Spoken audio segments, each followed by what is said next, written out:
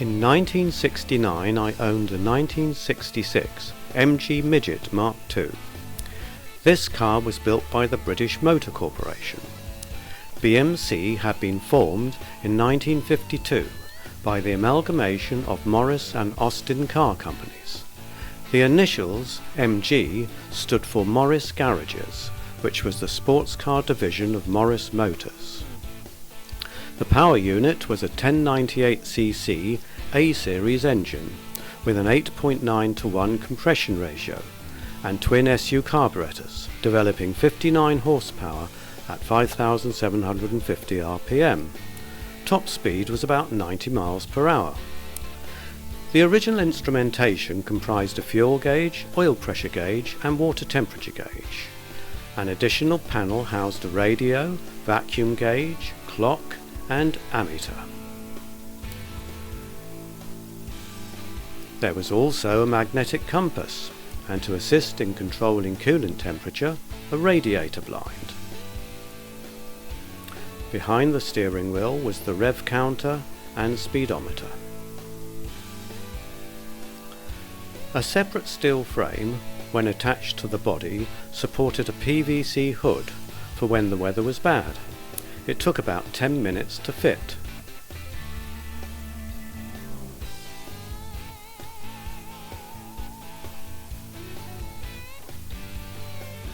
For winter use, I would fit an Ashley hardtop.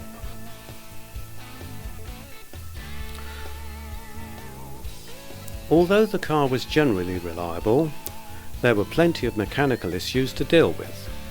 These ranged from corrosion in the wheel bearings because of water ingress to erratic engine running and loss of power.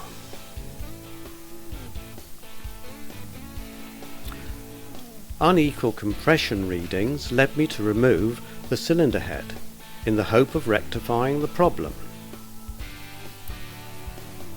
The twin SU carburetors were removed, having already drained down the system and disconnected the heater hose. Next came the inlet manifold. This was followed by the exhaust manifold.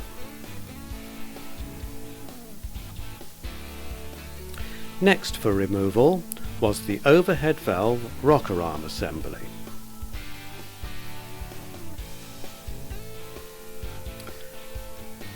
And finally the cylinder head was lifted off and taken to the workbench, where it was placed on a specially made wooden cradle.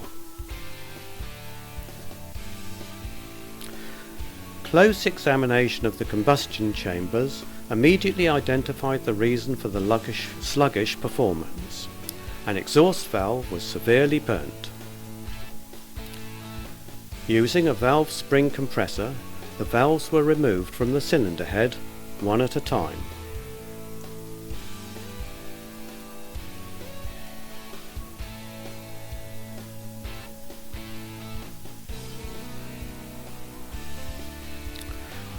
The burnt valve was replaced, and after applying grinding paste, all the valves were ground in, ensuring a gas-tight seal. After cleaning carbon deposits from the combustion chambers, this was the finished job. The piston crowns were given a quick clean, and the engine was ready for reassembly. After the remedial work on the engine, the following film of a test drive was shot with the camera mounted behind the driver.